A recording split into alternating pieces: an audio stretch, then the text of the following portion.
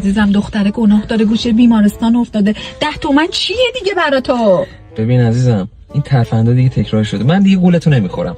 پس چی نگو. مادرش چرا داره به من زنگ میزنه؟ جوابشو بده. الو سلام، خوب هستید؟ حال شما خوبه؟ چی تصادف کردید؟ 8 تومن پول باشه، من براتون 10 تومن واریز کنم. فقط برای من شماره کارت بفرستید به حساب سیما جان بریزم. باشه میریزم به حسابم. چرا مادرت میگه بزنم به حساب تو؟ کارت دست اونه؟ آره دیگه. من واریز کردم.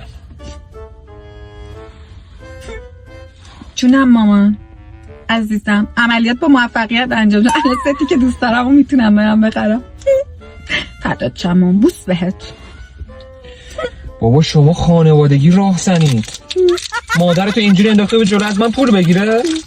خسیسی بابا تو چه آدمی هستی خدایی.